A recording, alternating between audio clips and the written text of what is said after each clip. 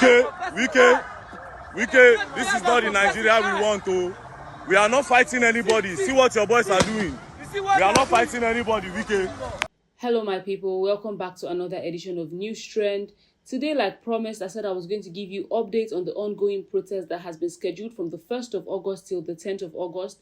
Initially, we were already having back thoughts. Is it going to hold? Is it not going to hold? But all that aside, the protest eventually did hold on the 1st of August.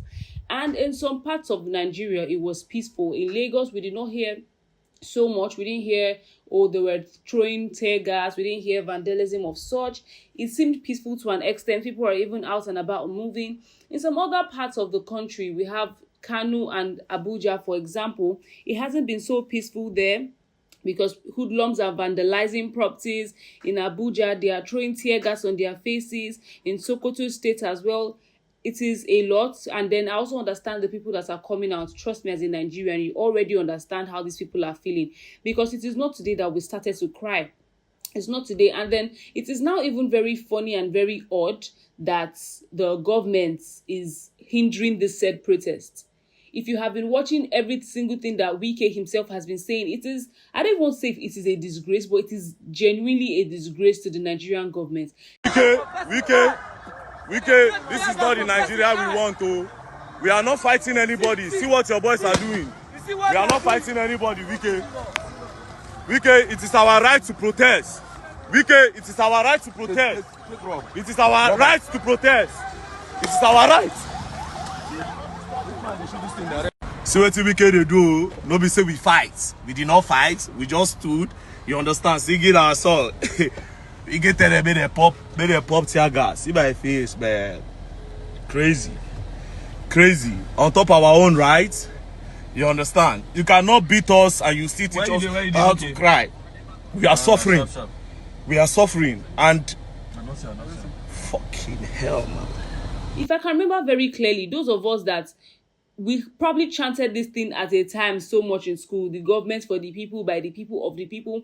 This government is not looking like it is any of this. It is solely about themselves. There's this video that I came across today, and trust me, I'm going to play it for you to watch. There's this video that I came across where a woman came out lamenting, crying, and you could feel the pain, saying things like, is this life that we're living right now? Because I think she was asked the question, if they go ahead and start shooting them. She said, it's not life that we're living anymore. To be sincere, the president has been lenient in trying to converse with us, and he's been trying to give directive. We don't know what he's doing behind though, but the one when we see and say is same they don't attack us. So we are wearing it as a reminder to the police. As you can see, they are even looking more hungry than us. They don't go put face on our face. Are you not apprehensive that there could be a reoccurrence of the NSAS protest, talking about the way it ended, given the presence of the military men here and the other security personnel here? That they will shoot at us? Share their life, would they live like this? We don't die, we die alive. They will shoot at us. We get people that died at the Lekki toll gate. Are we better than them? We are not better than them. I'm not scared. Yes, I'm not scared. We are not even alive. We are not alive, we they live. I know kerosene there inside my bag. If they shoot tear gas, I get kerosene. If they shoot going, don't let me escape. I don't already tell my mama where they go, and I don't tell them bye-bye. Thank you very much. Prices of things are skyrocketing, and then we have the Senate President Akpabio again coming out to say things like, people will be out there protesting, I'm going to be in my house eating, clearly showcasing that you do not have the thoughts of your citizens, you don't have the thoughts of the masses in mind. You're just doing whatever you want to do and fueling your own pocket, sending your children abroad. You're building houses of over how much, buying private jets, and then people are hungry. People are starving. You tune into any channel, you ask anybody on the road, just give them the microphone, let them speak to you, and then you can feel so much pain coming from them. This protest that was set to be for the 1st of August, we already have some people in states like Abuja coming out to protest. They countered the protest basically. They are carrying placards saying that, they want peace in FCT, FCTs for development. We're seeing, obviously, the government has to use people to throw this tear gas in the name of, protesters are not hoodlums. Protesters are not the ones trying to vandalize places. What are they going to gain by spoiling somebody else's hard-earned job or building or whatever, all in the name of they came out to protest? But then we have people coming out to counter-protest. People are coming out to counter-protest saying that you want peace in SEC. Are you at peace yourselves? Or they've bribed you and they've given you money? Days leading up to the protest day, which was August 1st, we saw how the government was saying, oh, they were going to reduce selling of bag of rice, giving people Indomie, and the people are even making skits about it because what is it? Are we a joke to you? This is what they do before election, every election time. They gather some people, oh, they've given them bag of rice, they've given them money, they've given them souvenirs, they've promised this, promised that, and your head is brainwashed. For that moment, the 100k that your 50k that you have collected, they are the government that we should support, they are the government that will do. They are not doing anything. And time again, this is the exact same thing, the exact same method or pattern in which it follows every single time a government wants to go into the house. And you can clearly see from past experiences that this is the wrongest person to put on the seat. We get brainwashed, and now we're the ones coming out to cry. For what exactly to happen? For the government to suddenly have a change of heart and to say, oh, these people have suffered enough, how now?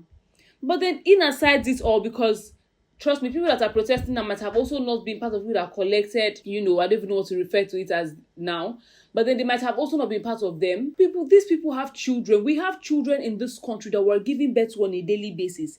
It is hard enough. It is bad enough that we're not even getting paid enough. There's no social security, nothing. I think the woman made a statement about the police that are even present looking hungrier than them. And these are the same people that you're using. These are the same people that you're using to now do the rubbish work that you're there to do. It's very pointless. I don't even know where to start from. I really do not know where to start from. I saw a video whereby some police people bought pure water and they were giving the protesters. And that was just beautiful, because I feel like at this point we're losing touch of humanity. As a police person, they want to give you how much for that period of time, knowing fully well that life is going to go back to what is going to be after August 10th and the government doesn't do anything, and you take that bribe for how many days? It's not as though the money is like you've signed contract that, oh, for the next 10 years, I'm going to be collecting so and so money. Or the army people that went into the force. What was your point of going into the force, into the military? What was your aim? This is so you can be used as puppets at the end of the day. Or the thugs that are coming out to fight, or the thugs that are coming out to vandalize properties and then cause a problem everywhere, fighting protesters. Do you like the kind of life that you're living? Too many times I'm on my way to work, I'm inside bus, I'm hearing all these people talk and all these people lament. They're not even speaking in favor of the president who is currently on the seat anymore. They are not. The woman also mentioned something that how the president is trying to, bargain with them, relate with them, understand them, and they appreciate it, but then they've also not gotten what they want. I think she was putting on a shirt that the president, gave them and said, okay, we're not going to do anything to remind the police people that this is what your president has said. But the vice president is out there saying rubbish. The Senate president is out there saying rubbish. And you are supposed to be the leaders of this world. These are the examples that we're setting.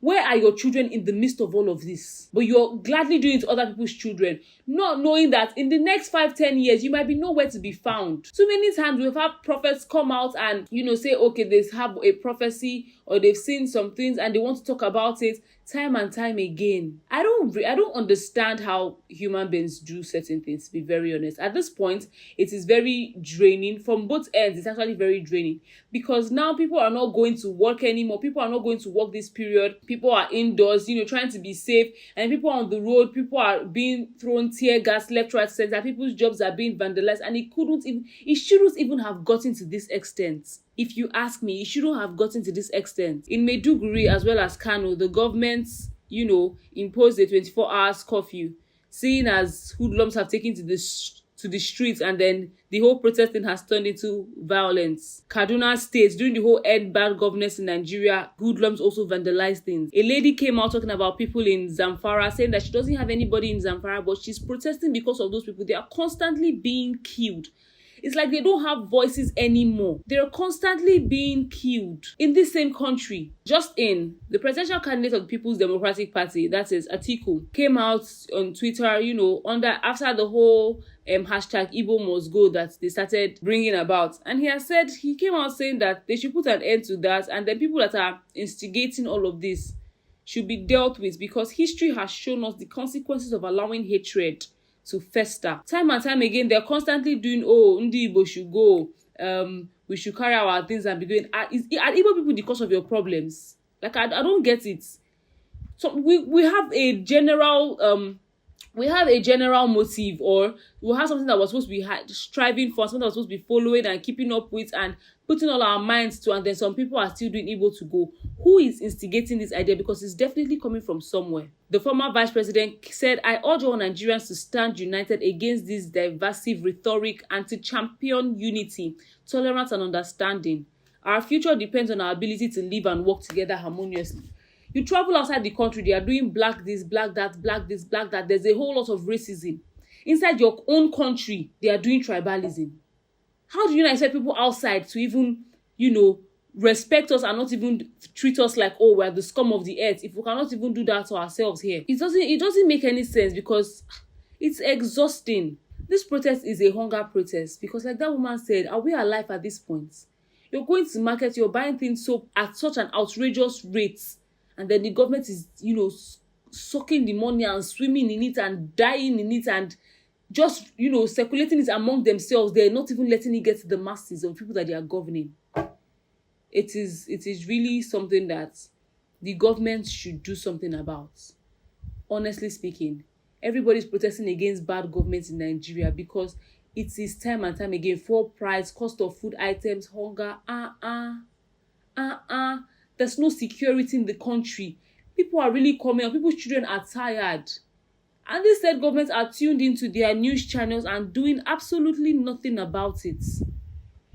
Absolutely nothing. For the whole Senate president to come out and say he's going to be in his house eating while we're out there protesting. No. There's nothing more that I have to say that other people haven't said at this point.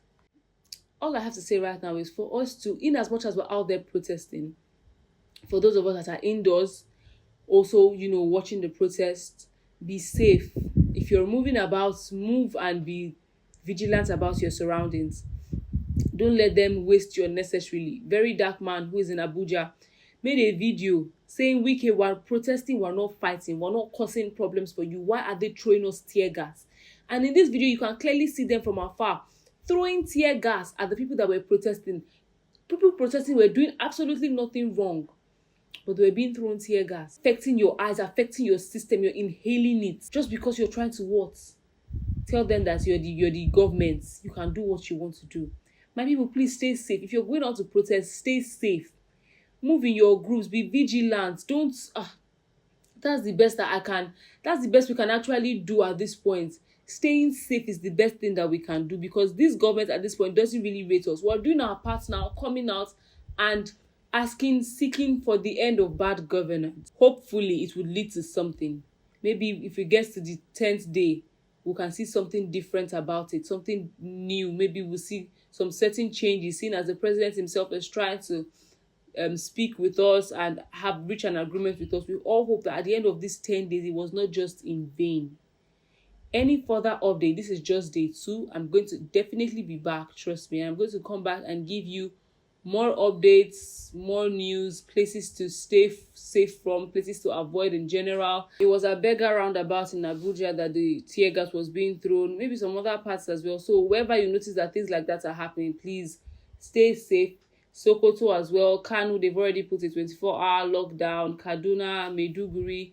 So these places that people are protesting, please protect yourselves as well.